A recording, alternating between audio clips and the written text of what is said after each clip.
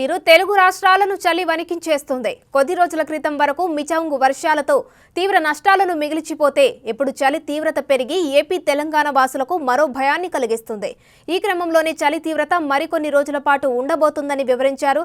ఇక చలి తీవ్రత ఏ ప్రాంతాల్లో ఎలా ఉంటుంది, ఉష్ణోగ్రతలు ఎలా ఉండబోతున్నాయో చెబుతున్న వాతావరణ శాఖ అధికారి శ్రావణితో మా ప్రతినిధి ఝాన్సీ ఫేస్ టు ఫేస్.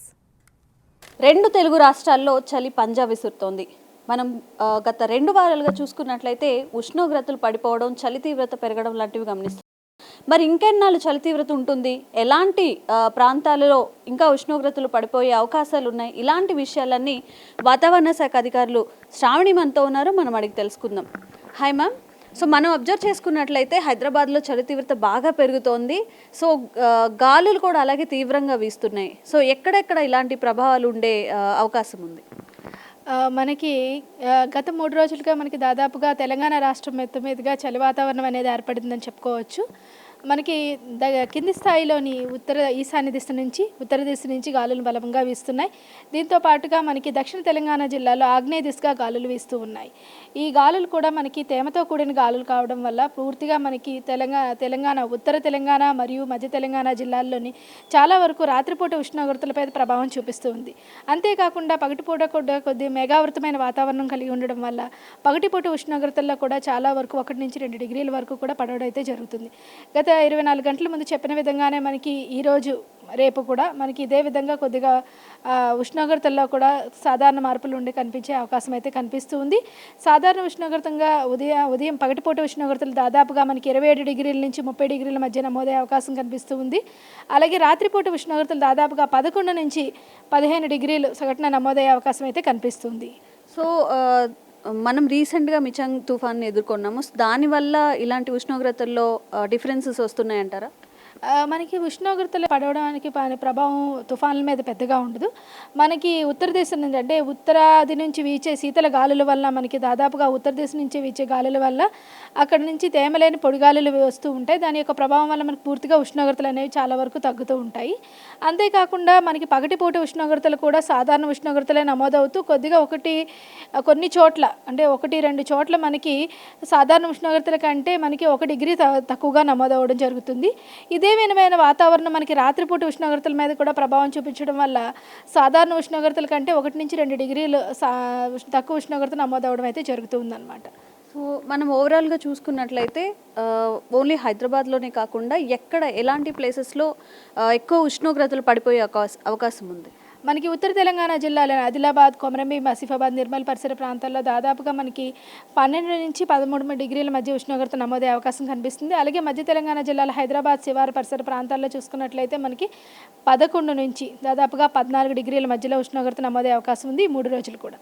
తర్వాత కొద్దిగా ఉష్ణోగ్రతలు పెరిగి సాధారణ స్థాయిలోనే అంటే దాదాపుగా 13 నుంచి 16 డిగ్రీల మధ్యలో ఉష్ణోగ్రత నమోదయ్యే అవకాశం అయితే కనిపిస్తుంది. దక్షిణ తెలంగాణ జిల్లాలో మరియు ఈశాన్య తెలంగాణ జిల్లాల్లో చూసుకున్నట్లయితే మనకి 13 డిగ్రీల నుంచి 18 డిగ్రీల మధ్య ఉష్ణోగ్రత నమోదయ్యే అవకాశం అయితే కనిపిస్తుంది. మామూలుగా సీజనల్గా చూసుకున్నా కానీ ఇది చలికాలం, నార్మల్గా టెంపరేచర్స్ ఇలానే ఉంటాయి. అంటే బియాండ్ నార్మల్గా కాకుండా ఇప్పుడు ఏదైనా ప్రత్యేకమైన ఉష్ణోగ్రతలు కానీ వాతావరణంలో మార్పులు కానీ ఉన్నాయా?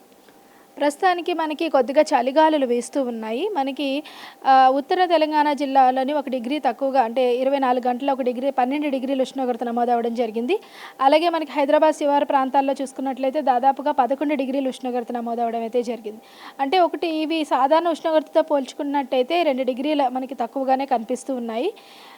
మొత్తానికి ఈ స్పెల్ అయిన తర్వాత కొద్దిగా చలి పెరిగి నెలాఖరులోని అంటే డిసెంబర్ నెలాఖరులోని మరింతగా శీతల గాలులు వీచే అవకాశం అయితే కనిపిస్తూ ఉందన్నమాట. అలాగే జనవరి 2వ వారంలో కూడా మనకి ఇదే విధంగా ఉండే అవకాశం అయితే కనిపిస్తుంది. అంటే జనవరి వరకు కూడా ఇదే టెంపరేచర్స్ ఎక్స్టెండ్ అయ్యే అవకాశం ఉందా? మనకి ఈ 3 రోజులు కూడా కొద్దిగా ఉష్ణోగ్రతలు తగ్గి ఆ తర్వాత మళ్ళీ ఉష్ణోగ్రతలు సాధారణ స్థితికి చేరుకుంటాయి. సాధారణ స్థితి అంటే దాదాపుగా మనకి రాత్రిపూట ఉష్ణోగ్రతలు చూసుకున్నట్లయితే 16 డిగ్రీల నుంచి 18 డిగ్రీల మధ్యలో ఉంటాయి. డిసెంబర్ నెలాఖరులో కొద్దిగా పడి 11 నుంచి 15 డిగ్రీల మధ్యలో ఉంటాయి. తర్వాత మళ్ళీ జనవరిలోని కొద్ది సాధారణ ఉష్ణోగ్రతలు నమోదవుతూ జనవరి 2వ వారంలోని కొద్దిగా చలి పెరిగే అవకాశం అయితే కనిపిస్తుంది అన్నమాట. మనం ఈదురుగాలు చూసుకున్నట్లయితే మధ్యాహ్నం వరకు కూడా అంటే మనకి ఎక్కువ టెంపరేచర్స్ వేడిగా ఉండే టైంలో కూడా ఎక్కువ ఈదురుగాలు చలిగాలు వీస్తూ ఉన్నాయి. ఈ ఈ టెంపరేచర్స్ ఎప్పటి వరకు ఉంటాయి? మనకి పగటిపూట ఉష్ణోగ్రతలు అయితే కొద్దిగా స్వల్పంగా మారుతూ ఉన్నాయి. దీనికి ఏంటంటే కింది స్థాయిలో కొంచెం బలమైన గాలులు వీస్తున్నాయి. దాదాపుగా ఈ నెల తర్వాత నుంచి గాలి యొక్క తీవ్రత అనేది తగ్గిపోతుంది. మనకి చలి తీవ్రత పెరుగుతూ ఉంటుందన్నమాట. అంటే పగటిపూట ఉష్ణోగ్రతలు సామాన్యంగా నమోదవుతున్నాయి. రాత్రిపూట ఉష్ణోగ్రతల మీద ఎక్కువ ప్రభావం చూపిస్తూ ఉంటుందన్నమాట. ఓకే. ఈ 3 రోజులు కూడా ఉష్ణోగ్రతలు ఇలా ఉంటాయని, చలి ఎక్కువగా ఉంటుందని కూడా చెప్తున్నారు. అయితే జనవరి నుంచి ఈ 3 రోజుల తర్వాత జనవరి ఎంటర్ అయినప్పటి నుంచి నార్మల్గా చలికాలం ఎలా ఉంటుందో అలాంటి టెంపరేచర్స్ నమోదవుతాయని కూడా చెప్తున్నారు. వీడియో జర్నలిస్ట్ గౌరవ్తో ఝాన్సీ, బిగ్ టీవీ, హైదరాబాద్.